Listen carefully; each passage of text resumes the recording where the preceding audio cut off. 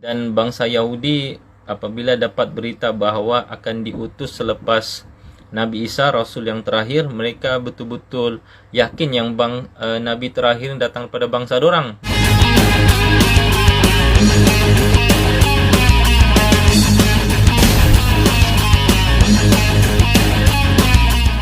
Hai, Assalamualaikum, selamat malam, selamat datang ke Tom Store, Sandakan Exclusive Shop. Malam ini kita sambung lagi sesi live kita yang bertajuk Perjalanan Hidup Insan Agung, bahagian yang ke-8. Sudah episod yang ke-8. Jadi pada malam ini kita akan menggunakan kitab sirah yang ditulis oleh Syekh Syafiur Rahman Al-Mubarakfuri. Beliau merupakan juara, iaitu pemenang nombor 1 pertandingan menulis sirah Nabi yang dianjurkan di Mekah Al-Mukarramah sekitar 46 tahun yang lalu. Jadi buku beliau telah pun diterjemah ke dalam bahasa Melayu. Jadi sepanjang sesi membaca buku sirah Nabi ini, kita akan menggunakan buku ni, buku Sang Juara, untuk kita kenal dekat Nabi kita secara lebih terperinci. Kita kenal Nabi Muhammad SAW ni seorang Nabi dan Rasul, utusan Allah yang terakhir, membawa ajaran Islam, diberikan kitab Al-Quran, macam itulah. Tapi tidak ramai yang kenal Rasulullah ni secara lebih dekat, terutamanya latar belakang bangsa baginda, terutama bangsa Arab. Kalau kita mahu tahu, kebanyakan Nabi dan Rasul ni Allah pilih daripada bangsa Yahudi, Bani Israel, majoriti daripada bangsa itu. Dan bangsa Yahudi apabila dapat berita bahawa akan diutus selepas Nabi Isa, Rasul yang terakhir, mereka betul-betul yakin yang Nabi terakhir datang pada bangsa dorang, bangsa Yahudi itu. Rupa-rupanya Allah pilih daripada bangsa Arab. Kalau ikutkan antara daripada hadis yang kita tahu bahawa Nabi ni ada 100,000 lebih orang Nabi, dan yang dilantik menjadi Rasul cuma 313. Yang diberitahu dalam Quran cuma ada 25 orang saja yang diberitahu dalam Quran. Jadi daripada 100,000 orang Nabi ini yang dilantik, hanya beberapa orang saja daripada bangsa Arab. Hanya beberapa orang. Sebelum Nabi Muhammad ada lagi Nabi lain yang berbangsa Arab, tapi tidak ramai, sedikit saja. Majoriti semua daripada bangsa Yahudi. Kenapa bangsa Yahudi? Sebab mereka merupakan bangsa yang paling jahil sekali. Sebab tu Nabi diutus banyak daripada kalangan dorang pun masih lagi susah mau beriman. Hanya segelintir saja yang beriman. Okey, kita teruskan untuk episod yang ke-8. Malam ini kita akan masuk ke bahagian agama dan kepercayaan bangsa Arab. Dia tulis Arab dah. Dia tulis Arab. Ini Arab aja dah kami ngerti dah. Dah dia tulis bahasa Melayu sudah diterjemah. Okey, pergeseran daripada tauhid kepada paganisme, iaitu fahaman jahiliah. Apa dia paganisme? Kalau kita di Sabah ni, paganisme kita biasa dengar ni, apa dipanggil ni? Agama pagan. Agama pagan. Kalau disebut sini paganisme. Paganisme ni orang yang tiada agama. Itulah agama pagan. Kalau di Sabah biasa dengarlah pagan-pagan. Ini tiada agama. Kalau di bangsa Arab dulu pun dorang pun ada paganisme yang dipanggil fahaman jahiliah.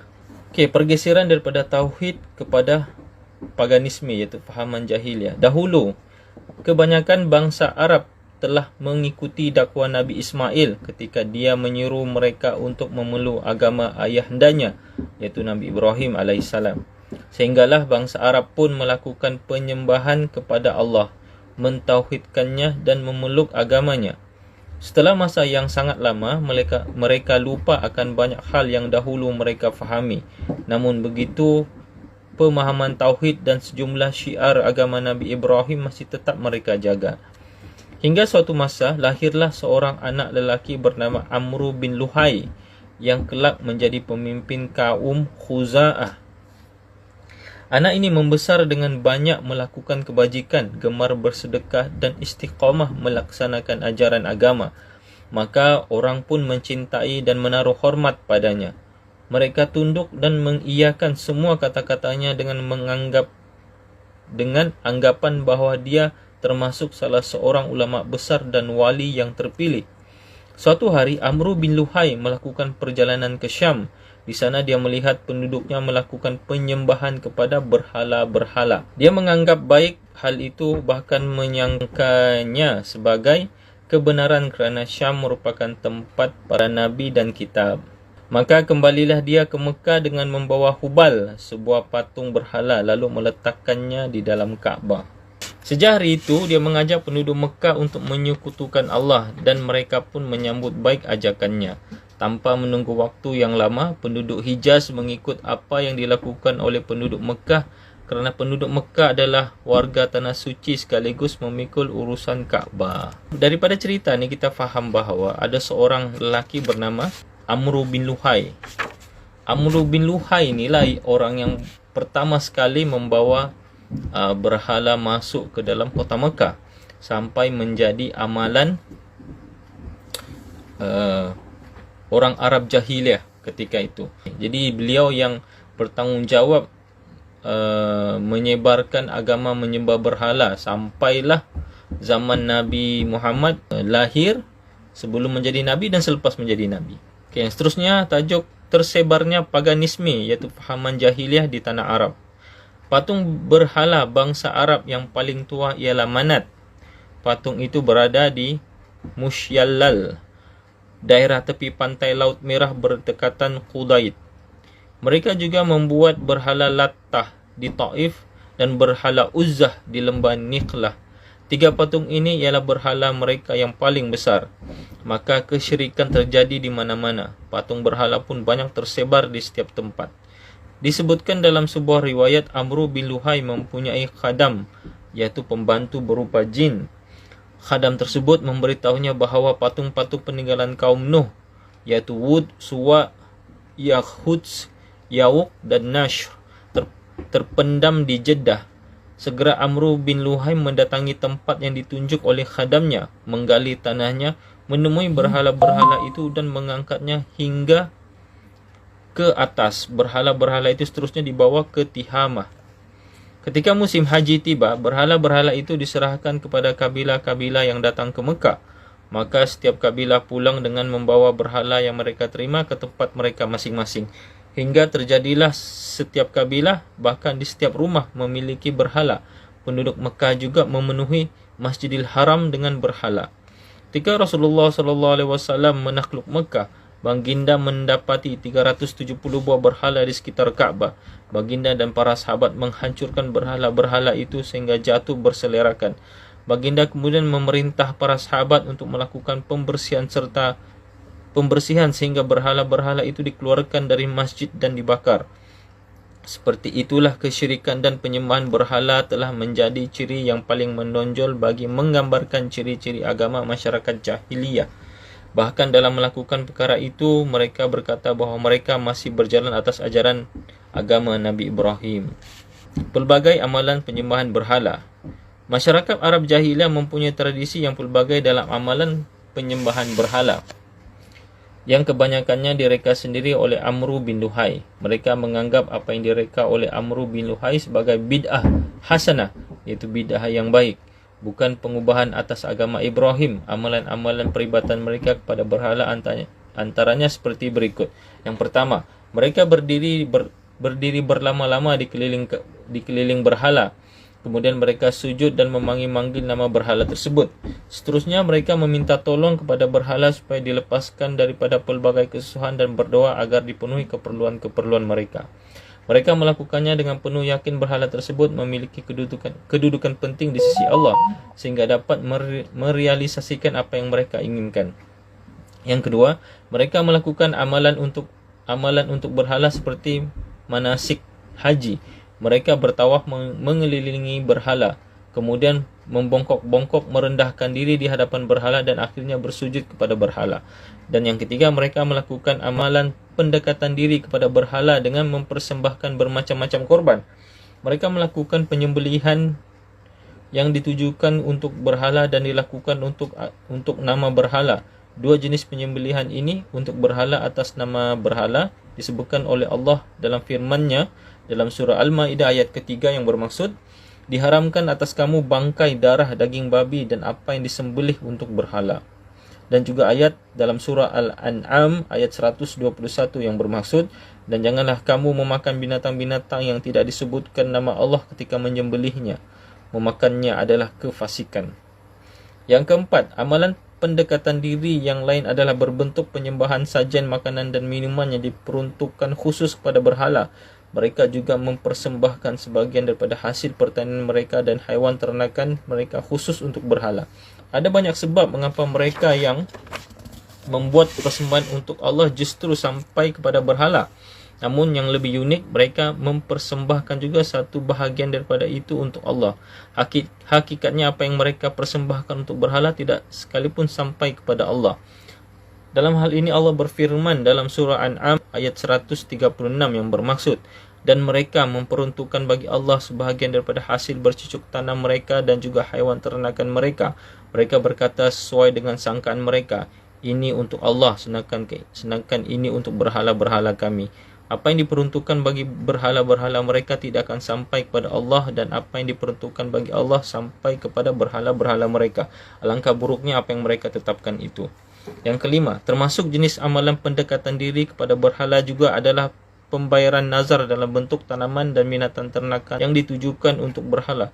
Allah berfirman dalam surah An'am ayat 138 yang bermaksud, dan mereka berkata dengan sangkaan mereka, inilah binatang ternakan dan tanaman, terlarang untuk disembelih. Tidak boleh memakannya kecuali orang yang kami kehendaki. Ada juga binatang ternakan yang tidak boleh ditunggangi serta binatang ternakan yang disembelih tanpa menyebut nama Allah. Mereka melakukan itu semata-mata untuk melakukan pendustaan terhadap Allah. Allah akan memberi balasan atas pendustaan yang mereka lakukan. Yang keenam, amalan lain adalah menyucikan Bahirah, Saibah, Wasilah dan Hami. Ibnu Ishaq menyatakan Bahirah ialah anak Saibah. Saibah pula ialah unta betina yang melahirkan 10 ekor anak unta betina secara berturut-turut dan tidak pernah melahirkan anak unta jantan.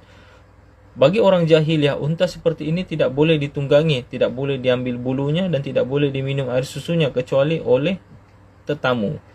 Jika selepas itu Saibah melahirkan anak unta betina lagi, maka anak unta itu dibelah telinganya, kemudian dibiarkan bebas berjalan bersama ibunya tanpa diganggu. Anak unta tersebut juga tidak boleh ditunggangi, tidak boleh diambil bulunya dan tidak boleh diminum susunya kecuali oleh tetamu, sama seperti induknya. Anak unta itulah yang disebut Bahirah, iaitu anak kepada Saibah. Wasilah ialah biri-biri betina yang melahirkan 10 ekor anak biri-biri betina secara berturut-turut dalam 5 kali mengandung dan tidak mempunyai anak jantan. Orang jahiliyah biasa mengatakan biri-biri ini telah dijadikan wasilah. Jika selepas itu wasilah melahirkan anak lagi, maka anak biri-biri yang jantan dilayan tidak seperti anak biri-biri betina, iaitu anak biri-biri jantan boleh disembelih dan dimakan, sedangkan anak biri-biri betina tidak boleh. Kecuali apabila salah satu anak biri-biri itu ada yang mati, barulah anak biri-biri jantan dan anak biri-biri betina boleh dimakan. Hami ialah lembu jantan yang telah membuntingkan betinanya sehingga lahir 10 ekor anak lembu betina secara berturut-turut tanpa ada anak jantan. Lembu jantan tersebut dibersihkan belakangnya sehingga tidak boleh ditunggangi. Lembu tersebut juga tidak boleh diambil bulunya dan dibiarkan berjalan ke mana-mana. Selain itu, lembu tersebut tidak boleh dimanfaatkan untuk kepentingan apapun. Dalam hal ini Allah berfirman dalam surah Al-Maidah ayat 103 yang bermaksud Allah tidak pernah mensyariatkan adanya Bahirah, Saibah, Wasilah dan juga Hami. Namun begitu orang kafir membuat pendustaan terhadap Allah. Kebanyakan mereka tidak pernah berfikir. Dan mereka berkata dalam surah Al-An'am ayat 139, apa yang ada dalam kandungan haiwan-haiwan ini khusus untuk kaum lelaki kami dan diharamkan atas kaum wanita kami. Namun begitu, jika apa yang ada dalam kandungan itu mati, maka lelaki dan wanita sama-sama boleh memakannya. Ada pendapat yang mentafsirkan haiwan-haiwan ini bukan dimaksudkan untuk 4 jenis haiwan di atas. Sa'id bin Musayyib menegaskan bahawa perlakuan terhadap binatang-binatang ternakan tadi adalah diperuntukkan kepada berhala-berhala mereka. Dalam Sahih Al-Bukhari diriwayatkan secara marfu' bahawa Amr bin Luhai ialah orang yang pertama sekali mencetuskan adanya Saibah. Masyarakat Arab melakukan semua amalan di atas untuk berhala-berhala mereka. dengan keyakinan bahawa berhala-berhala tersebut mendekatkan mereka kepada Allah dan menjadi perantara mereka dengan Allah. Bahkan diyakini pula bahawa berhala tersebut mempunyai hak untuk memberi syafaat di sisi Allah. Dalam Al-Quran, Allah menyebutkan pernyataan orang musyrik dalam surah Az-Zumar ayat 3 yang bermaksud, tidaklah kami menyembah berhala-berhala itu melainkan agar mereka mendekatkan kami kepada Allah sedekat-dekatnya.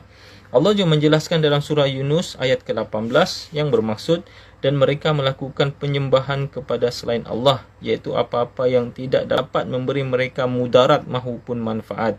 Dan mereka berkata, itu semua adalah pemberi syafaat bagi kami di sisi Allah. Bangsa Arab jahiliyah ni, mereka menerima ajaran daripada ajaran Nabi Ibrahim dan Nabi Ismail yang betul. Apabila zaman berganti, generasi berganti, pengukuhan kepada akidah itu semakin lemah. Semakin lemah. Ditambah lagi apabila Amru bin Luhai ni bawa berhala datang. Jadi dia makin lemah dan makin terpesong. Jadi daripada zaman Nabi Ibrahim sampailah Arab jahiliah, memang semua yakin bahawa Tuhan itu ialah Allah. Allah sebagai Tuhan memang wujud dan memang diyakini dan dipercayai oleh orang Arab jahiliah bahawa Allah itu wujud. Cuma masalahnya mereka menjadikan berhala-berhala ini sebagai perantara untuk menyampaikan hajat mereka, untuk meminta bantuan, meminta apa saja yang apa yang diorang perlukan. Jadi mereka tidak minta direct dengan Allah. Jadi mereka menggunakan berhala sebagai perantara. Itu yang jadi silap.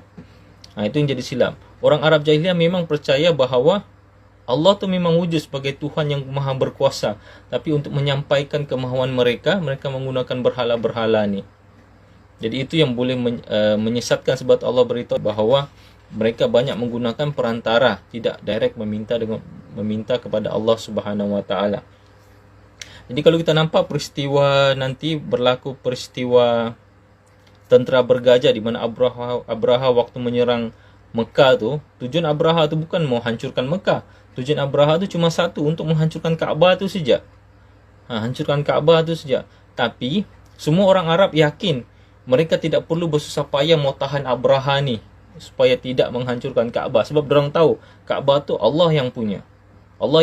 Dan tuan kepada Kaabah tu akan melindungi dan menjaga Kaabah tu. Sebab tu orang Arab Mekah waktu Abraha datang tu, dorang tak sibuk-sibuk mau pergi berlawan sama Abraha. Satu, mereka yakin dorang tak boleh menang. Dan yang kedua, dorang yakin bahawa Kaabah tu ada yang punya. Jadi tuan kepada Kaabah tu akan jaga Kaabah tu. Sebab tu orang Arab memang percaya yang Allah tu ada. Cuma silapnya mereka gunakan berhala sebagai perantara untuk meminta hajat, untuk beribadat, untuk berdoa. Jadi terjadilah amalan-amalan macam tadi tu. Kambing, binatang-binatang yang begitu begini, dia terlampau complicated. Kalau kita tengok pada kita punya budaya zaman sekarang ni, masih ada yang begitu. Tidak semestinya spesifik begitu, tapi lebih kurang begitu. Dia punya adat. Konon bilang adat lah, adat budaya. Yang lama-lama kita sedar tak sedar rupanya benda tu menyeleweng daripada akidah Islam yang sebenar. Alhamdulillah, itu sajalah untuk episod yang ke-8 pada malam ini. Tajuk Perjalanan Hidup Insan Agung bahagian ke-8, iaitu episod ke-8. Jadi kita belum lagi masuk macam mana situasi cerita waktu Nabi lahir. Kita masih bercerita tentang latar belakang bangsa Arab, budaya bangsa Arab, kedudukan geografi, corak kehidupan, cara berfikir, sistem politik, sistem kehidupan, macam itulah. Macam mana sebelumlah kita sampai kepada macam mana Rasulullah bermula dan dakwah tu bermula. Baru kita boleh tengok macam mana tentangan tu datang bertubi-tubi disebabkan oleh budaya dan amalan yang diamalkan daripada nenek moyang turun temurun. Okay, setakat itu saja. Kita jumpa lagi esok malam. Sesi live kita jam 8.30 malam. Saya sudahi dengan wabillahi taufiq wal hidayah. Assalamualaikum warahmatullahi wabarakatuh.